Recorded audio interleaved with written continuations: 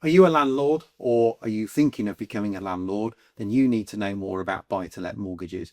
The market for buy-to-let mortgages is changing all of the time, and there's been lots of legislation changes that would affect landlords over the past few weeks or so. Adam, can you tell me a bit more about a buy-to-let mortgage?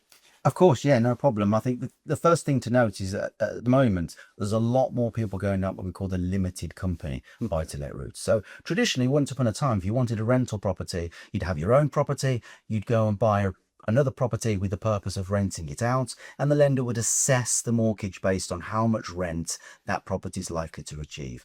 It would be your own property, and you'd be liable for all the bits and pieces to do with that property. Now, with a limited company mortgage, it's actually a limited company that buys the property rather than you as an individual. So it's an additional source of income that might be taxed in a slightly different way because it's the company that owns the property and you're just the owner behind the scenes on that. And it is becoming an increasingly more common way for people to buy mortgages, and there's lots more lenders that are entering that market. We will have the expertise and knowledge to make sure that you have all the information so that you can make the right decision that suits you as a landlord, whether it be your first property, a single property, whether you're looking at building a portfolio. And one of the most important things as well to remember is that you don't necessarily have to already own a property or have owned a property before. It's a common misconception that first-time buyers can't be buy-to-let, but I've done lots of mortgages for first-time buyers who go on to then buy their own home outright, but are just looking to invest at this stage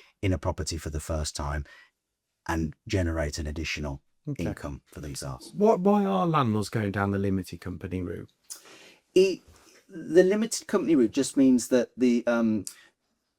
it's the company that pays corporation tax. So if you're for example, for a higher rate taxpayer, and the rental income from the property would be taxed at your higher rate at the 40% or 45%. So by putting it into a limited company, it's an income that's outside of your own personal tax allowance, unless you draw money from that. I mean, it's important. I'm not a tax advisor. No. I'm not an accountant. I can't give advice in that area, but we do have enough understanding of the reasons why something might work for somebody, so that we can give you that information so that you can go and talk to a tax advisor, so that you can go and talk to an accountant and put all the information together. If you're going to invest money, investment always carries a risk, and so it's important that you get the right advice from the right person. We can help you with setting up the right mortgage and the right protection, but you'll need to find somebody else to go through the tax and the legal ramifications of buy-to-let and limited company. Brilliant.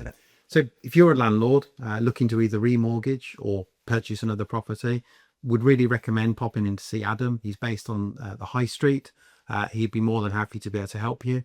Or give him a call on 0121 323 4999.